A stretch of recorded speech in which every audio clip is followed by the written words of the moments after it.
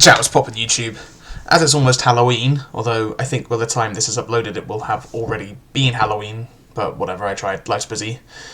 And by busy I mean that my Halloween party I went to got way out of hand and I ended up losing all the Sunday to a brutal hangover. But anyway, today we are looking at another of HP Lovecraft's stories. This time it's The Dreams in the Witch's House. So international. You can't catch me, boy. I'm overseas at about 100 G for show. So, the story follows this nerdy math student called Gilman who has decided he is going to lodge up in this straight-up cursed house in Arkham. He's super interested in the occult, and because of that, he's decided to move into the room that literally nobody wants.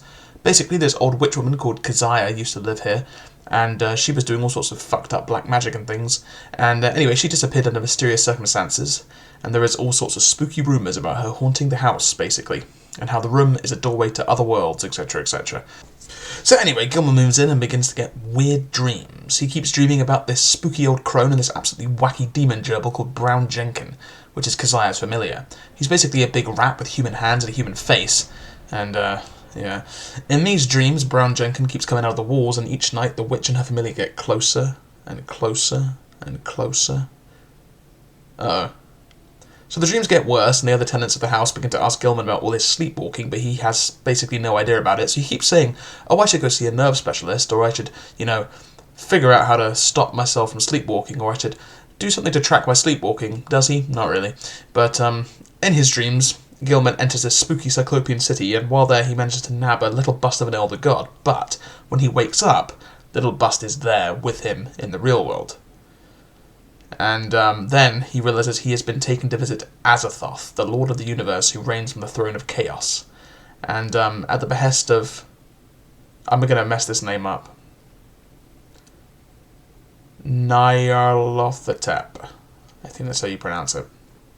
Anyway, the Black Man, he signs Azathoth's book and, oops, sold his soul. So anyway, he then dreams that he and the gang being Nyarlathotep, Keziah and Brown Jenkin, straight up kidnap a child. And when he wakes up, his feet are all muddy, and sure enough, there is a child missing in town. Oh no! He then dreams that Keziah and Brown Jenkin are trying to sacrifice said child to Azathoth. So Gilman has a quick wrestle with Keziah and kills her.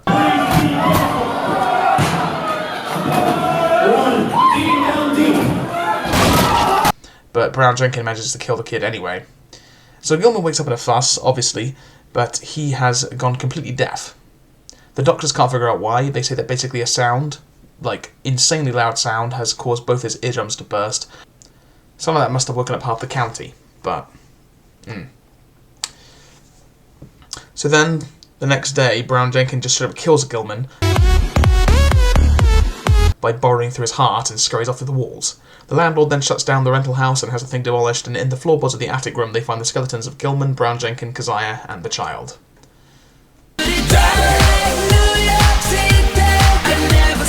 Anyway, so this is a super cool little horror story. I actually really like this one. I wasn't the biggest fan of Call of Cthulhu when I reviewed that, like, almost a year ago now. But I really enjoyed this one. There's no real thematic concepts here other than the basic Lovecraftian theme of, like, fear of the unknown. But what I want to touch on more here is the general vibe of the story and the massive improvements I feel this has over Lovecraft's older works.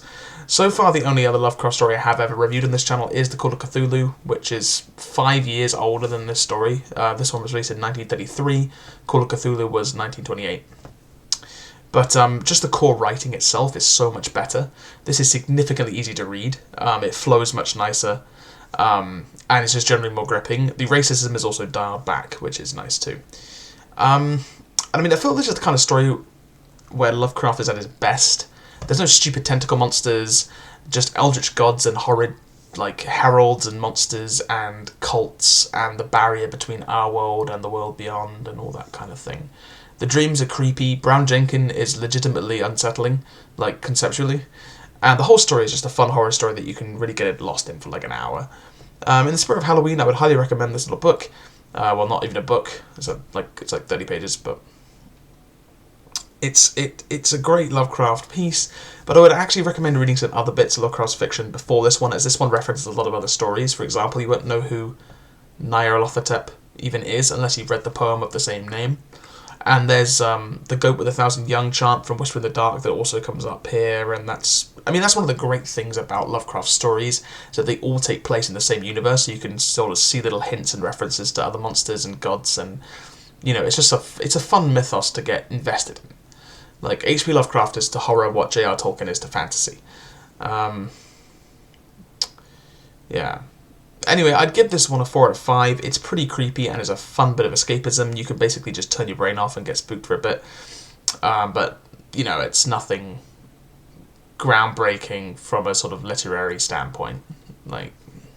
Thanks for watching, and if you want to check out a very different type of horror story to Lovecraft, you can check out my new short story, Mal the Graveyard Man. It's pretty messed up though, so reader discretion is strongly advised.